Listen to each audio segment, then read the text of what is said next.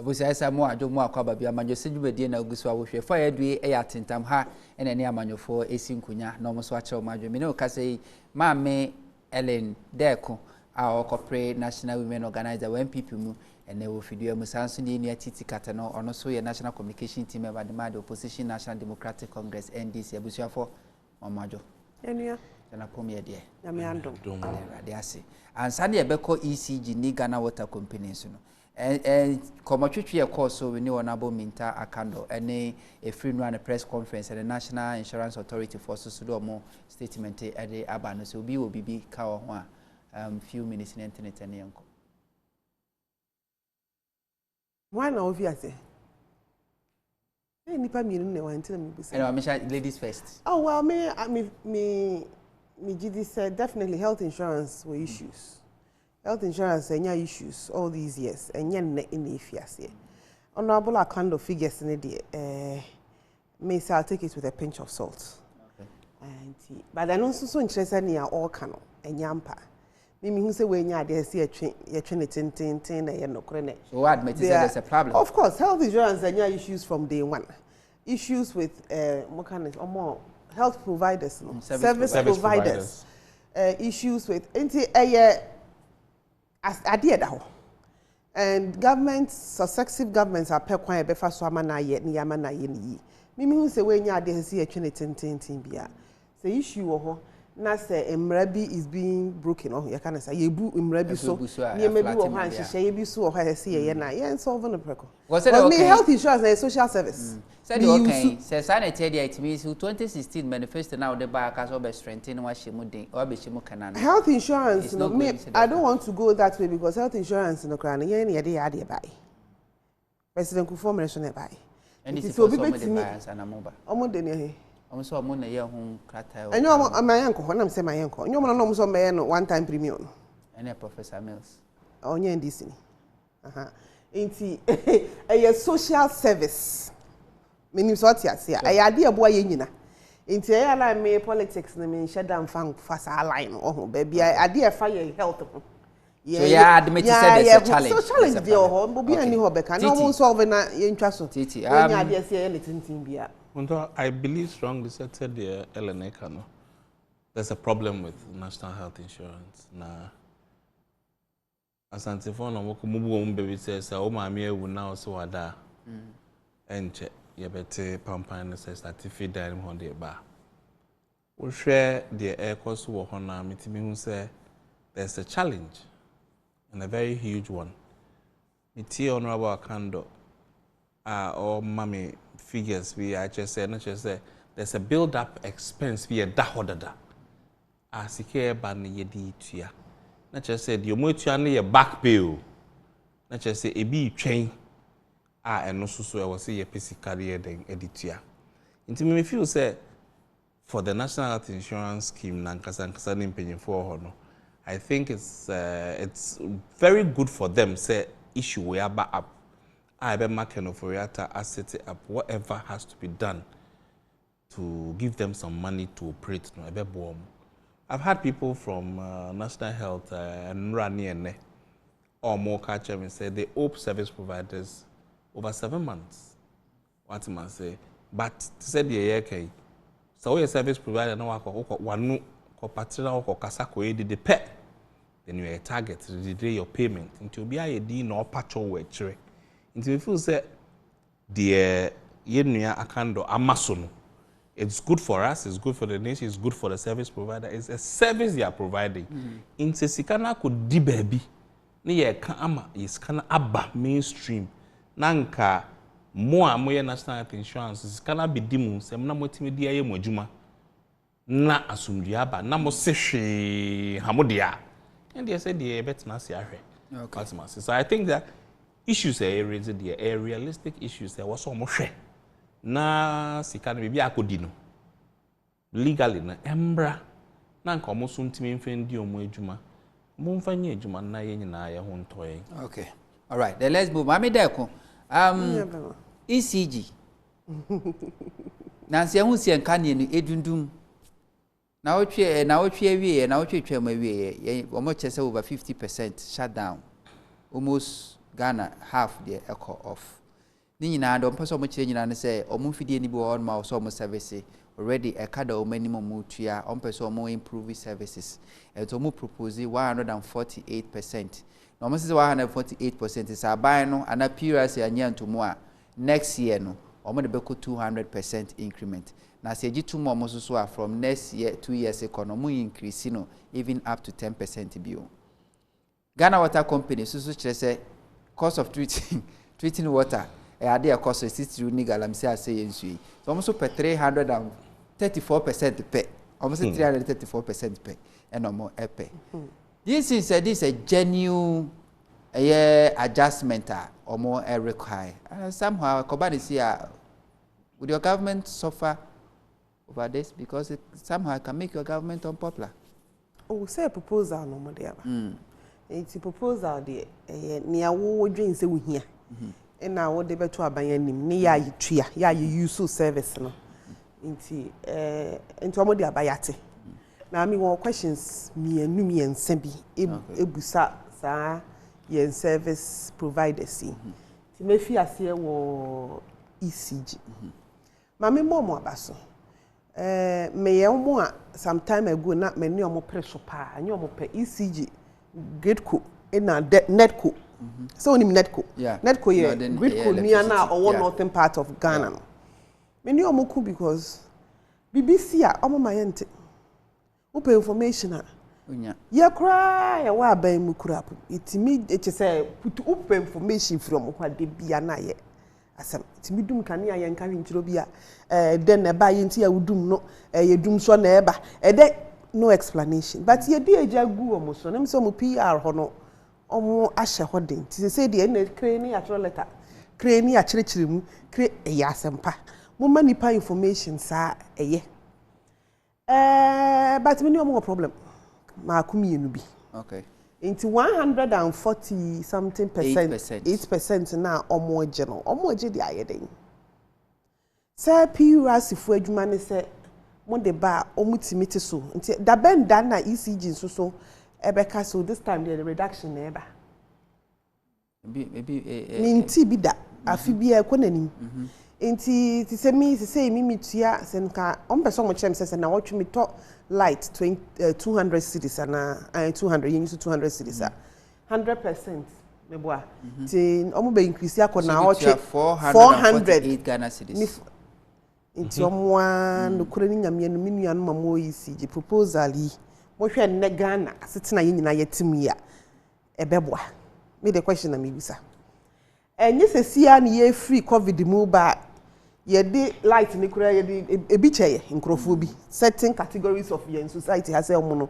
omo ye ahia for still cry was ankrofo from lifeline way ye gusu post covid economy ye nyina ye ni abre ye ho se ne ma nhye da nko yie sa abayaje atu ye nyina yaje atu ye pese ye nyina ne ma ko yie no 100% no mo de bae no e mebe ntia me pe reasoning omo reason then the way che o be so asame no be so mo machines omo say ana then the cost of generating the electricity and that's the cost of distributing electricity no any omo tariff to no mo gena entirely send this a problem omo nya fit generations. If it is there, Nkrumah, President Nkrumah ye adum si akosumbo. Na President Fonso ye adum de muyami krombu e de beka hu. ECG fo nya problems with day one. In fact, omo na ka say losses nko abeburu 20%. Enti 100% ye omo be omo assign the losses no so ahyem ti ye tua omo losses omo inefficiency no ye ba be tua ka ho ana. Me de me susu so mu hia de e bia no mu hia ye omo ne ma de ba 100% de anu eden 148%. 148 see almost 150%. Yeah, I mean seriously amu ye ne be the increment na me kwa me bisa the increment no kura hu hia at this time ti afi omo de chan ya na ye de because you can say we here what buying on government services we're increasing by 15%.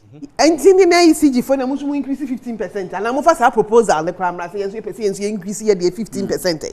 Abaya increase na 100%. Abaya increase na 148%. Enti se mo pese mu di aban services e chidia. And the 15% mo famra na yenwe hwen. Mama yan kan hu se ne omo kay bedwin hu afi ne ye dwendwen ne bi na ye enti mi strom 148% ne ya no eden do omo man yan omo ko dwe hu bi but omo se omo ni ye nyina e ka me de ye no me ba waterfall so but before be free ECG okay before be free ECG okra na me the same thing previous government at the NDC no mo be on automatic adjustment formula every 3 months bia normal review price normal to kakra sana normal dey ba mobile buy no yanti automatic adjustment formula biom mo first 4 years yanti hum biom in fact since aban buy this is the first time you share that major increment on the tariff from a ECG at the eba mo na mo wonsa wo mu ana because of elections ebi o mo kan share ye second term ana maba because ya nti o mo kan in office no necessarily na kan say first time mu na covid ne hu nsensem baba ye covid by just 2020 and say ni na ka ho it is okay say nsem NDC for any NDC for plan so mo betu to every 3 months MPP for say ye wo ye de and mo dey 140 ya kan ni na obo person mo chen say 5 years nke ye na 10% kwa 5 every year 10% ka ba now you do 148% somehow how possible say 3 months every year every 3 months be you 10% every year be your 4 quarters they say 10% it means every year will be 4 times 10 40 and think 4 years no say 160%. Anya dia be fa enti anya dia aban ne tena se no wahwe ne be boa ne manfo no waye ti yen sa automatic formula no menya sure say ye impanyufo dwin say e be boa in the case every circumstance every situation every government circumstance will come at this particular time until me kan chance open say 148% in fact to mo nko dwin hu bi me ba waterfall so waterfall there many omo personal issue many omo one say baby amete no unyansuo almost be the flat rate okay there's me feel ni landlord association for any omo akwa agreement ansa na me kotena ho say yen ho no we use nsuo when you nsuo nsuo baw nsuo amaw o the water plant o the pokoro car every month we bet 150 Ghana. Okay. Your 2 pipe mubo sumi kora po we bet 150 Ghana it's DBC area mu ha obi antim for the past 2 years. Every month on mobile ba. Enti busumi bi wo ha nsuo ma. Me santo nsuo. And so still me 150 Ghana. Enti sa omo de no ti so omo kora de ebufu kora chen ECG for de no.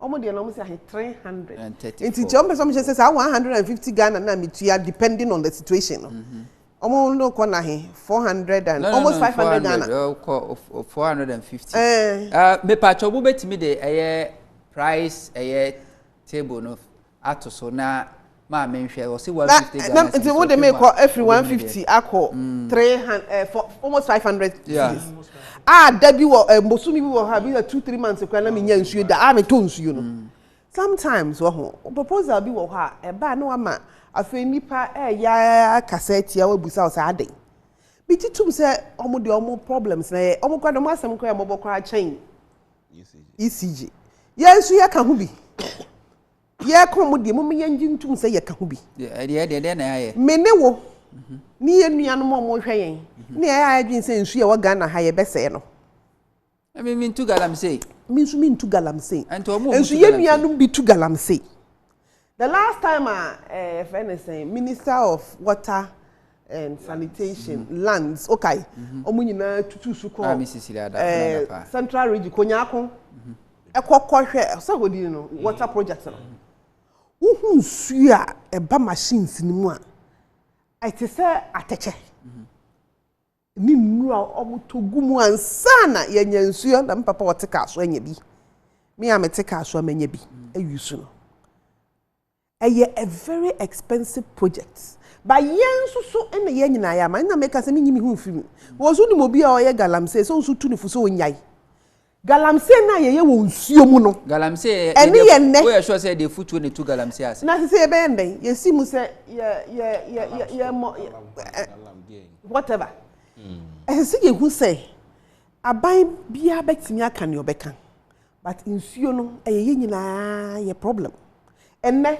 nsuo rivers nsuo a etene nyina wo kekurum ha ya ne basa ufa kwan so western region kwan so a basa ufa kumase kwan so a but it is a who clean water so make kai say yesusu am ye kon ufu nsuo yi bia ufa brem so at least make kai osi no ananye osi no na ana anyinam ufu nsuo fefe say nsuo no kra say awie o say ye den o eze otwama ne asase hu difference chocolate sansuo no ina Ghana water for CC ebi beleba wager ebi neba che say it's a terrible process but say no so interest mo meji 300% 334 adan ya jitum say ya ka hu bi me maka say in the next 5 years e be kra nsuo free Togo ye be kra nsuo free Burkina if you say nyina ya adwen say ye mwa 80 sa 300% die mesro okay all right anwedin anti yamfa insurance so ne yanhwe obi a hyebre se oh 50 Ghana cedis aha anti wo 50 Ghana cedis no se abanji tumu a 334% abanji ntum we dey make aka kasa abanji ntum obetu 217 tumu e baba na 167 100 Ghana cedis obetu 434 tumu ne 334 entity say osi 150 Ghana cedis flat rate obetu 601 to no we tell 668 into I don't know 200 for we tell 868 and that's the difference I will see a triano pepe 200 for we tell 1002 1000 yeah over answer what me etria but almost soon chire mo de aba ne say ya emphasize into me am a omuntimi produce nsuo no produce nyina mo nkane amfa ma ehia konfo ehia yaafo of accident kru ye mi an say ma me nko eye titi ho no titi you think say Ghana Water Company ni ECG for me is so wicked to the extent say they don't even consider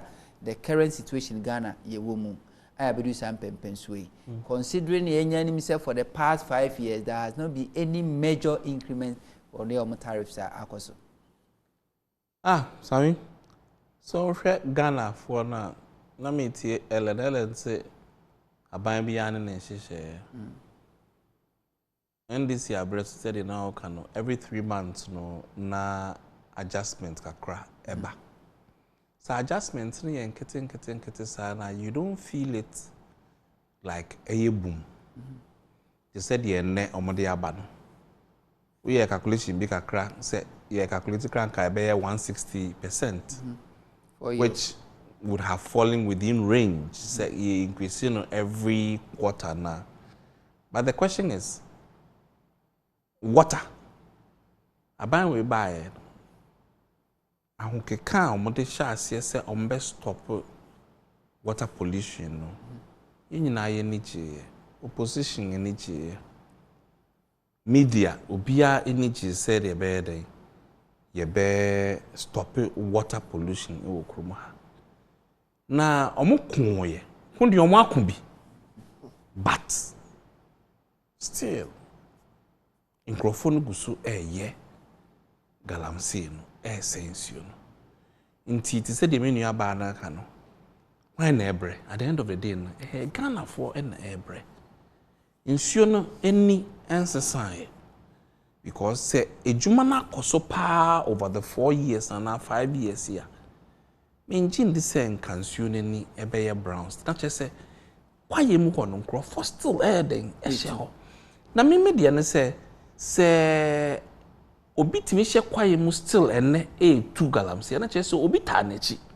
Because menjin the say ordinary person bia betimi akotu aye nchi no. What am I say? Ordinary and average people cannot do that business.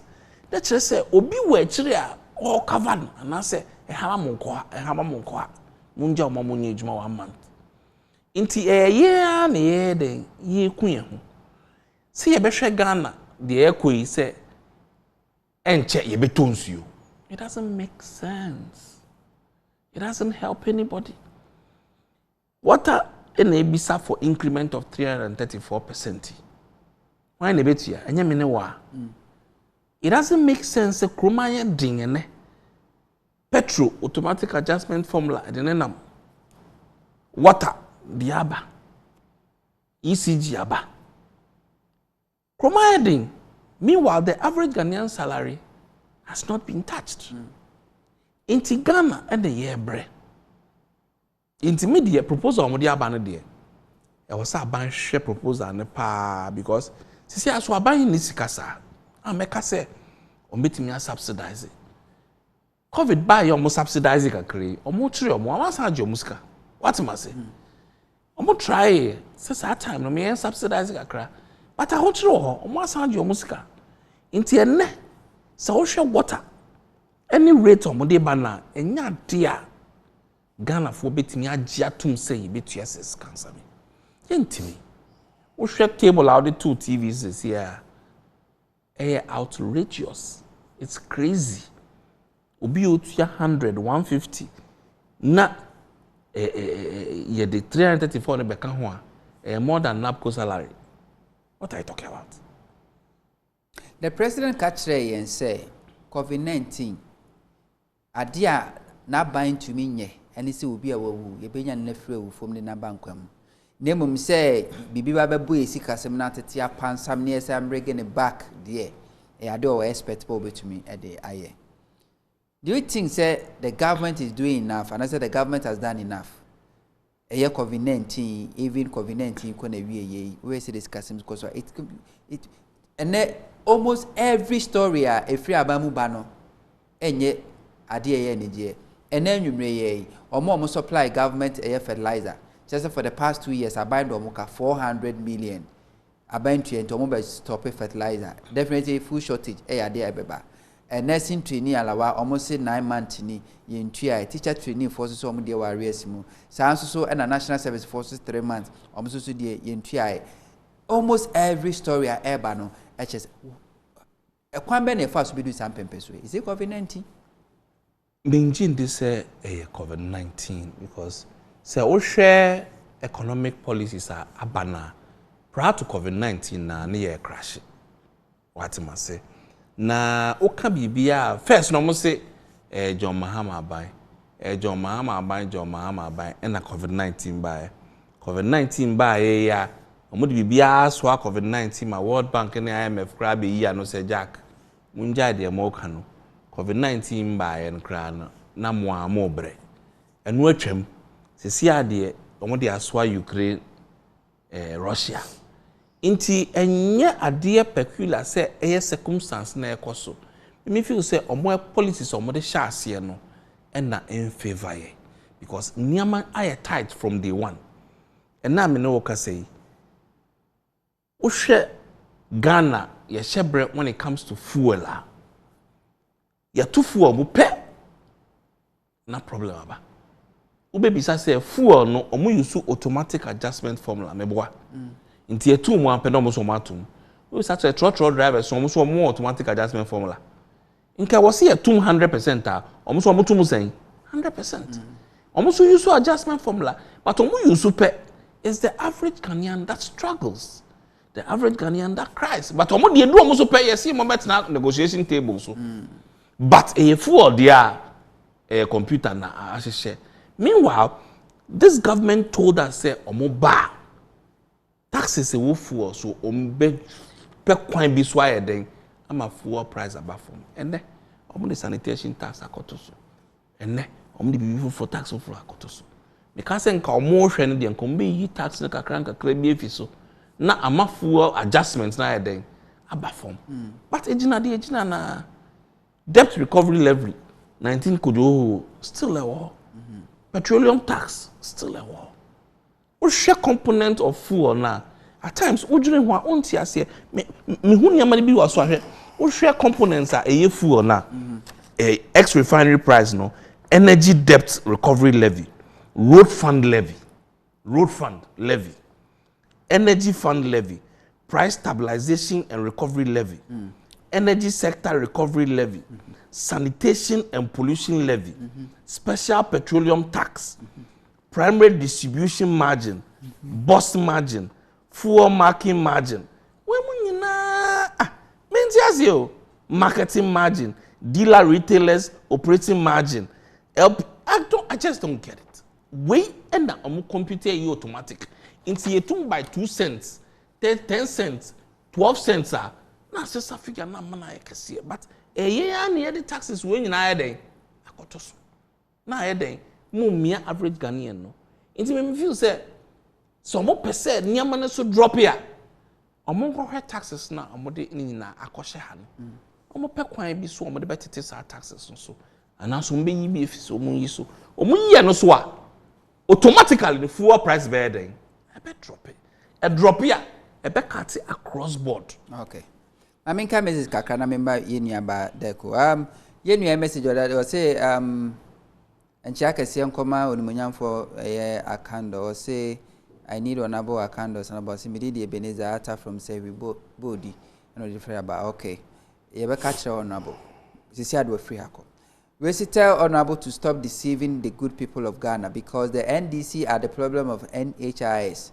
Because former President Kufuor left 2 billion Ghana cedis in the account of National Health Insurance Scheme before leaving office for the NDC to take over. So I want to ask him, where is the money? And who collapsed the NHIS? Yenye one fawudi anka hwama. O send a message and patroya fawudi account brasi betimi akenkan ina na dia ma. Mame Daaku, before NPP mobile power, Nanado can say we have the men and women or kind of several times. Again, Oman Penny repeated this statement during COVID-19. Catcher said the only thing NPP economic management team into me and say, "Ome bringing the death to life." But anyama who do I can we admit to say government is even overwhelmed with the kind of challenges our government faces? Everybody in the world is overwhelmed with what has happened in the world. We are seeing now, we are all overwhelmed. It's any issue. It goes beyond the economic management. Yeah, basic. We are seeing now, we are overwhelmed. Now, President Carr said we have the men. Of course, we do have the men. And the women. The men and the women are there. Sure. Yes, I can see from COVID times all over the world. Thank you, Sama. Many presidents also say, so I can say, the only thing we can do, and you're not pay. You're not yentimi for nipa mabak. Nipa wu adu asa. But sir, obey the policies. Ayeniyama. Be nipa ho ato no economy kofom kwa se den ya untena fom ho forever obeba soro enti ene de nipa na eye na se economy nipa na building yes as policy be na wo dia ba e maga na fom so kakra ene de ye issue a president Carr no nka abone me hu ne se recovering from say that we are seeing a recession that is say nyina ye bibia akwa akiri enye Ghana pe we are seeing na Yena yeti ha ni yehu countries ana omo pre cooking oil. Fried oil ye use ye ko ho ntokwa because omo shelves na ebi ni so. Enye se ebi ni so say ye produce bio. COVID adawment niema na he say e di free China ba na aka eposo. Enti ye fe bibi well supply chain. Bibia ekwa atwe. E wo wiase nyinara. Government won crofo no matter how bad it is still ultimately manage situation ema common things ukrom they say that is what we are managing ultimately manage situation they say because of fertilizer issues because of rainfall patterns because of a lot of things by next year ekom emma Ghana eno ne one of the basic measures as see here because who aduane ma won won crofo a o problems no was almost 50%. But when nipa on crop for sorry na yekodwum na aduane ni yenye bi mia a issue yenye bi nta a issue. World food prices a shoot. Ghana ye aduane. Ebo ekosoro pa. Say inflation 23.6. In the last 8 months inflation are moving from I think 13%, 9% to 23.6. Untimi nkan say Ghana happy. We are seeing you are going through the same process. Now, me hear the management of the economy so far with the pandemic, with everything that is going on. Now, me who say MPP are buying, yes, say ni paye, and one ye gusuye. Of course, can you say so? Your best here enough.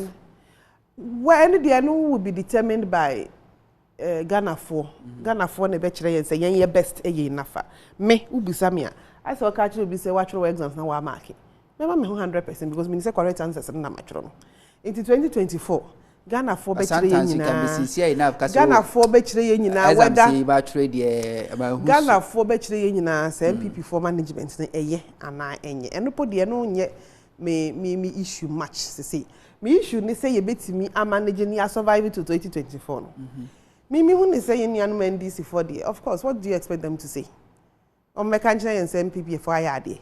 COVID management. Mr. Say Mohometi. COVID and ye acquire humanity. Ghana phone in a hometi. We are seeing you be a hometi. Ain't here no dear, and no make a basic issue. Yam, a crumden dende.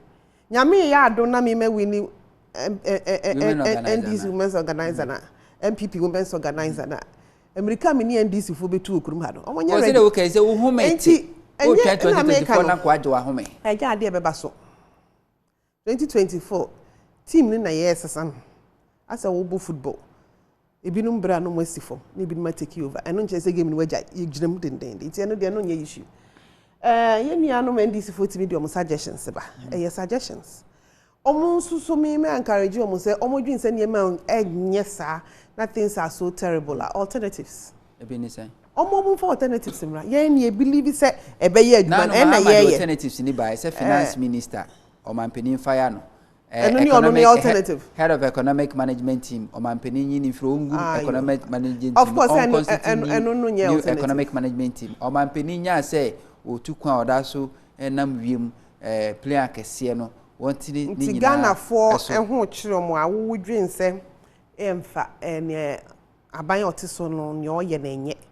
ne MPP for aye in the past 5 years and na ma Ghana atia perform Ghana MPP for be fire from 2017 ye ne yenye ne ya abayifo ne ya abonsamfo na ya ma Ghana na Ghana wo heaven eneja ye koye bonsam okokuntokwa wo heaven ye de Ghana abafom ya tie ase ya je atum no problem into no bad then foforo no be because yen kan say the same old ex-president Mahama Yankopon mo Mahama foforo bia dada na yenim no 2012 copy 2016 year Ghana forecast on Kofi the same ex-president Mahama this all the alternatives about on family ni ntie ye na so obi changing the minister there if I don't any business.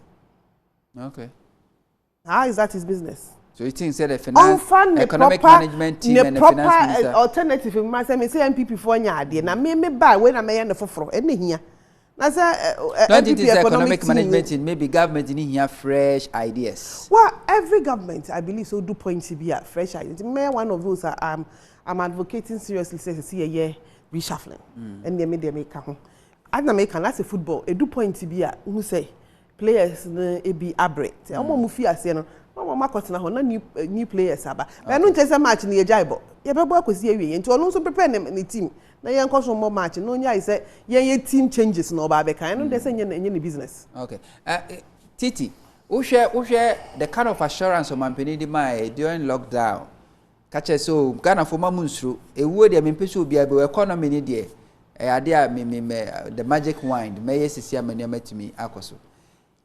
Dear Cosway, it looks like the government is helpless. Unto, you just use the right word, helpless. As in, you are foul. I want to be near and no, and a Ghana woman says, Auntie, say, Nyami ampata na yankushia, Noah's Ark rock be a debacusi baby dear, ensure the echo. So, how shall Adia rotas at the two drop and right near there. A very serious issue. I'm saying. Rotas say consumer inflation spikes about Ghana. According to the extent of 23.6% as at April this year. Yeah. As compared to March, near 19.4. What am I say? I'm going to say worst for the past 18 years. For the past 18 years, this is the worst. Say, it has never ever occurred. And the funny thing is, they picked prices and statistics of 295 items out of 307 Ghana Statistical Service UC.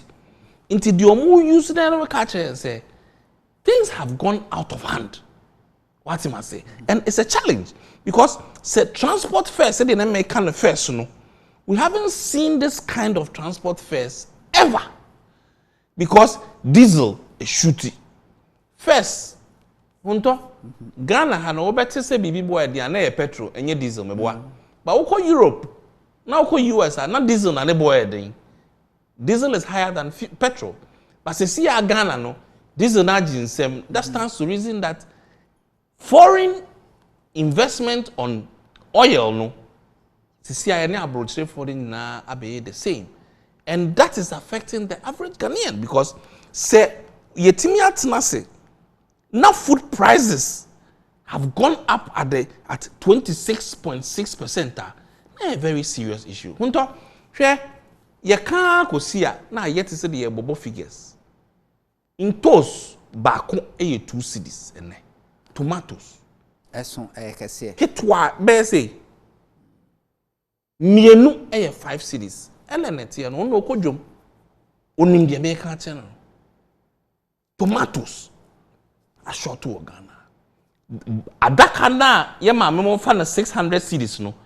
And now no can say 3,700 cedis. A box of tomatoes. Where are we going? Fertilizer is a problem. Transportation of even the foodstuffs from the hinterland is also a problem. Obia feel say nobody wants to carry the burden. Inti say what to petrol mo. Meso meto be car price. Meso meto wem. But that shouldn't be to the detriment of like I said, if there is food, you have your peace. This time it's not about the food. The food is not available. Tomatoes is not available. It's a very serious component when it comes to cooking. Tomatoes. Say no niwa yebede jene ntos meme pa pim pa apim baku say baku 1 thicker than my finger a little bit 3 densities 4 3 densities 4 it tells you that things are getting hard for the average Ghanaian. Nyama bo ayedi na si ye kan beka say oh it's across board, but so compare 2016 prices and 2022 prices are who said the price hike now Reuters will report no it is a reality, and some of these things it's not rocket science. And yet Ghana for the phone and say be more exaggerated prices, you know, it's like free for all. Now be a kwanda ho tum said the was to pay. Okay, say President Kofo winning election no. Kumase market for you not your money, I'm say on Monteso. Okay. No, kwabo so can for so. Thank you. And it is it's not so. Obi a uchre no. We you near me fitema port. Duty said that's no. Why then go to your duty no? Nobody is ready to take that burden. To carry on to the end user. Say, who now open so auto shoe no? Into tax now buying a gym or port no? Me de swao. Mako fantos if you bokina ediaba. Car na mafana truck for ne lorry for ne increasing by 20%, 30% no. Me so me de atoso. Into wow beton toast na edi obe do agbogbulushi no. Una obe to asaka no. This is the reality. And nya ade a obeka say what na say ahwe say where will Ghana be in 6 months? Nyame acha ade this time who say ensuo no to nkakra. Let's hope and pray say the farmers in Epiafo no betimi e grow bibi kakra. Anya sad ya unto die koi we will crash. Ensuo no afa to say the uji na odo na ensuo to plastic bottle a dance you nini a bonnet they call after na body about right. Sa di ko si kole lagoon. The economy now is out of our hands. Okay. Nobody has control. Into the echo says here no economic policy can bring us back unless God. This is no strategy in Amfa. Many others say we have the men. It is true. The names there, you have the names. But come to the table to work, no? That is also an issue. I mean, can message be wa haye nua second year brand here Kwame Naba tells. Or say Ellen is on top of national issue. Ellen is the next to lead the women's wing of the great party MPP to break the 8. You know, they about I don't know. I'm Johnson from Kumasi. Please let the government understand that if they agree for them to increase this tariff, we will do coup to remove this government. Now we could not kind of coup. We CWL just obey cool. It's the last thing we want to. Yeah, was say, good evening to you, sirs and madam. I say, it baffled me to hear an MPP women's organizer speak in abstract terms without hitting the nails in the head. If she is proclaiming the whole world is overwhelmed by the situation, kindly ask her to compare our economic status to other African countries like Rwanda, among others. Kindly ask her to narrow the question to Ghana and not the world. I say, alas, it's a pity to hear people talk so of in the name of politics. She has a lot to read on. She isn't being factual in her speech, but rather sly with a total form of incompetence. Yenya Daniel, and also the way at the about. Say, I'm a taxi driver. Anytime I change oil, every month, more double. As so change oil, nibiana price no. Na say a cost. No, I said a program I started said buy no. As at a year 3rd January a fee na a gallon of diesel na a year 30 Ghana cedis 5 pesos. As at last week Friday and a year 5th May, a gallon of diesel is now selling at 50 Ghana cedis 85 pesos. Until we breaking it down, diesel are increasing from a year January to May no by 19 Ghana cedis in percentage terms 62%. Any idea etimi ekosoro oba pa ba ye ne atiefo ni nkra na yenko pempenso a ye duyam. Is it going to be the usual momienum so ntwa ope momienum so ntwa ope na enema besesa because enema besesa all these years we are yet to see the change na esi eba no we are say and enema besesa there. Yes, enema besesa enema from positive to negative or from negative to positive. And we experience so. And it's an episode who are sitting who are brabo. This an episode about brabo. And see, and the okay, near my answer. And maybe who say backward thinking questions own person in your master. First, send your phones are you see none yet smartphone. Phones about so okay, yeah. Thank you. Nokia 3310. Who send the text message or so I'll type it just so train. But I no cry manage ye. We keep her the say no be not say no so yeah another matter but nyame aye yadom ye progress into we ase de enya ade e begina baby gina ne ye say ye pre na say ye benya a better standards of living for ourselves as a country into nipa bia wo hwe wasetenem na we improve no into say obeka say you think say Ghana for hwe wasetenem ene part to aba your party NPP can win election? Oh yes, I think we can. Because Ghana for is reasonable. Ghana for bedroom miesi. Ghana for bedroom miesi. Na Ghana for bedroom baby ayeko.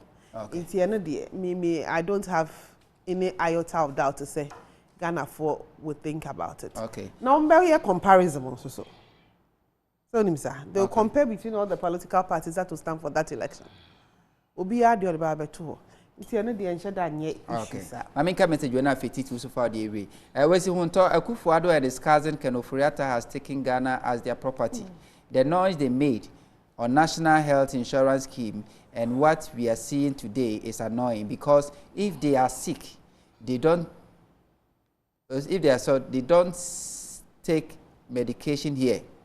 He's just wasting our money on Sawabruni, Jerusalem, Gideon. Honyenuku NDC branch communication officer Chief Palace 2 Osu Kolekolote constituency no the way the every aba the as papa Titi wrap up ne yonko and the airquay almost any memo there but per your record 1 minute per your record you think says Ghana for compare NDC more record in the past area atoto and the cost of living and who NDC can just have it. Undo President Kufuor na kan sa asem na tamil so kan e wa system na fato aba meboa yeah nti eno de enye me na mekwa ka true bi se aban we wo se esesa no obi nim se krom yedin by the day. It's getting worse by the day. Strikes are ekoso aban ntimi nso ano. Nkrofo aban promise you so mbetuetu omuka omuntua eno so ejina kire. Me no ti hai. So china ye to petrol mu a transport union for beto omudim. Do me or do you? Tomatoes for betum. Yakoba yebebo Muhammadin. Abi. Nana Akufo-Addo, President of the Republic, ono ndi ne yebebo. Okay. Omo no mo abem. Nti hwe wasetsem na fato abapa no. It would pay itself in 2024. Okay. Yenua Akins message me kan fa ntwa to na yemfa dwumade mena was good evening. Or see, do you know that an economy where there is no rule of law, citizens, democracy is being disenfranchised, an economy which looks like a state of monarchy is the hallmark of the presidency, and an economy where prices of goods and services have an appreciable and persistent rise more than a daily minimum rate leads to recession. This is what we are experiencing, and very soon landlords in Ghana will take 5 years advance rent. Greetings to Base Macteria Boatin as aspiring NDC Eastern Regional Chairman hopeful. Yenua Akins Ofori Edifre Boakwa South Constituency Communication Officer and also the way free Aba. Yenua Idi Odi Aba. Two messages be about. Say from Daniel Ogese, I see. The reality of the matter is that there is no price control in the country. Let's put politics aside and face the reality. I voted for MPP 8 years ago when I saw the economic member team. However, the MPP have disappointed we Ghanaians. Price control is static in francophone countries, where as compared to my country. I watch Honorable present this fact and figures concerning the National Health Insurance Scheme. It is sad to hear this information. The average Ghanaian is suffering and we can't live a normal life. Fuel hike to 35% in less than 2 months is a total bizarre. Yenua Bakuzara say NHIS Kufuor time were using 8 hour discretion only, and NDC came. You can use it in all region. Or see they did not stop Galamsey, but they selected non-MPP out of the job and replaced them with the MPP members. Now Galamsey is going on more than anything. My name is Samson Agboka. And the way Abawesi, good evening. I say I'm taxi driver from say I stopped driving because a lazy government we have got in this country. Greetings to my wife Gina. And the way about say NPP will never win. NPP will never win with this kind of slow management from the presidency. Mike here and the way the Ababusian for messages about United American Canadian hand. The Jumadin will say Muti Yenuaba Ellen Daaku or aspiring for NPP National Women Organizer and to me delegate do so amonto abamfama no ye youth obey adwumapa. Sasu ni Tetteh Cartenor, a member of the National Democratic Congress NDC National Communication Team member. I did my disability amount to squeeze a managing como china wada which natural in no nkunyesi ne beso the course na otwum na about the top and the amount to make sure say message media as like say come a production team control room MCR the mina mas squeeze amount na ye